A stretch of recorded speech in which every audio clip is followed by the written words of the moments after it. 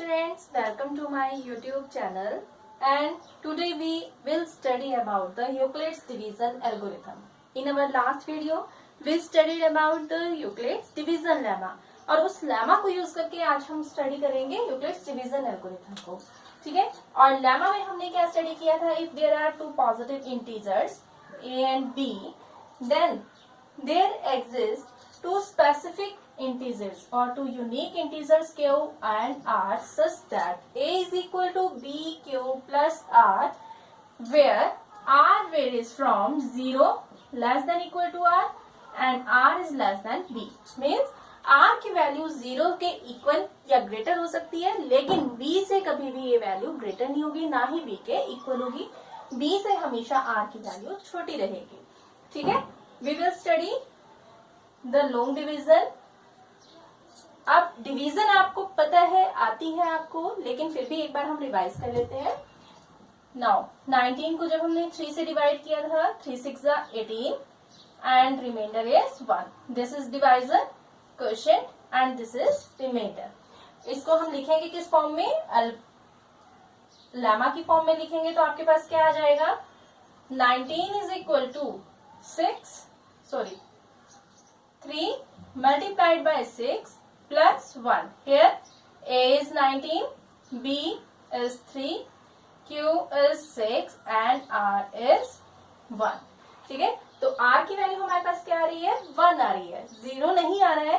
तो अब division algorithm में हमारे पास क्या आता है कि जब तक हमारे पास r की वैल्यू 0 ना बन जाए तब तक हम इस प्रोसेस को अगेन रिपीट करते हैं in between b and r.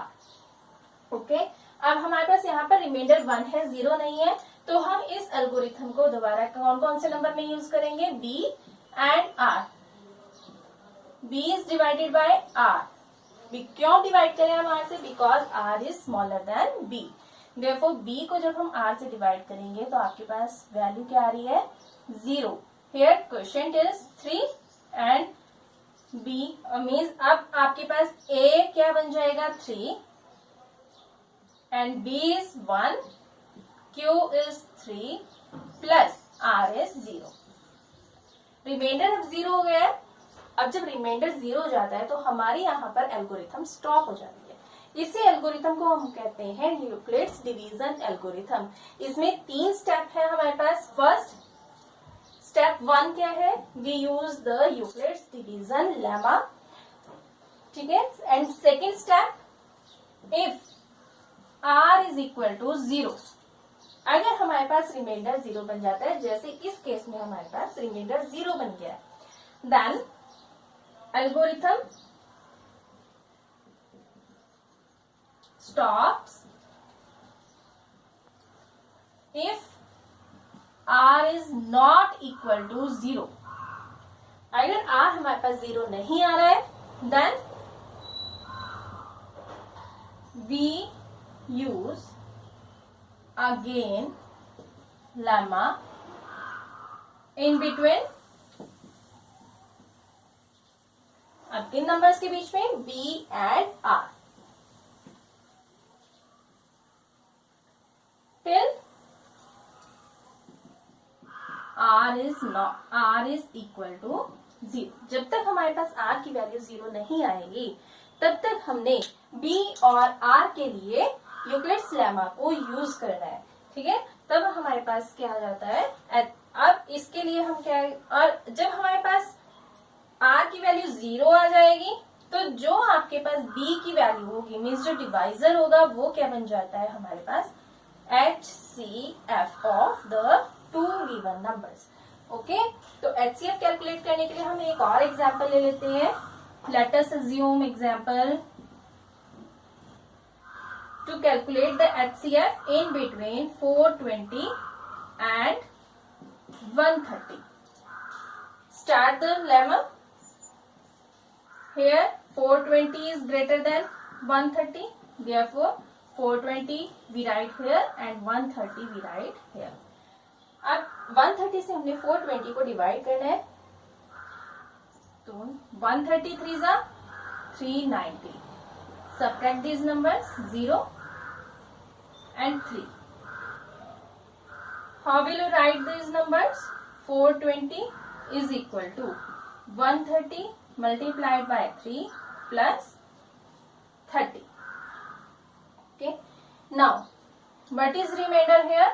Remainder is equal to 30 and 30 is not equal to 0. Therefore, we use the lemma again. अब lemma हमने किस numbers में लगाना है? Here B is 130 and R is 30. We use the lemma again in between B and R. Therefore, 130 is divided by 30. We get 120 and the remainder is 10.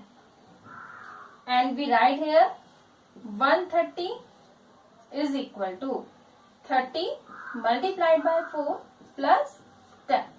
Again, R is not equal to 0. Now we use the lemma in between 30 and R. Therefore, we get when 30 is divided by 10,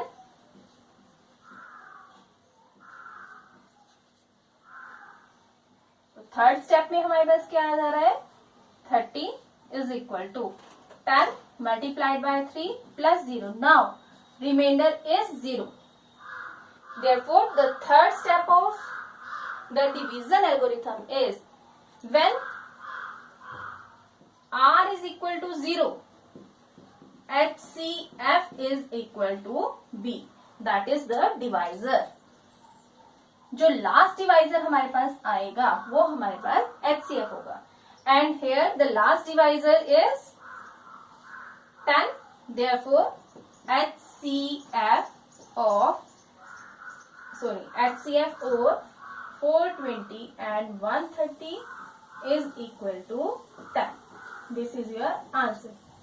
It means that in the lemma A और B में जो HCF हमने find करना है वही हमारे पास B और R का HCF होगा. अगर हमारे पास ग्रेटर नंबर्स है और हमें A और B का HCF कैलकुलेट करना है तो फर्स्ट जब हम डिवाइड करेंगे तो B और R में जो हमारे पास वैल्यूज आएंगी, अगर हमारे पास उसका HCF हम इजीली कैलकुलेट कर सकते हैं तो वही HCF आपके पास A और B का आ जाएगा. ओके, आई थिंक आप सबको ये समझ आ गया होगा कि हमने यूक्लिड्स डिवीजन एल्गोरिथम को किस तरह से यूज करना है और इसी से आप अपनी फर्स्ट एक्सरसाइज के क्वेश्चंस को सॉल्व कर सकते हैं. Okay, thank you so much.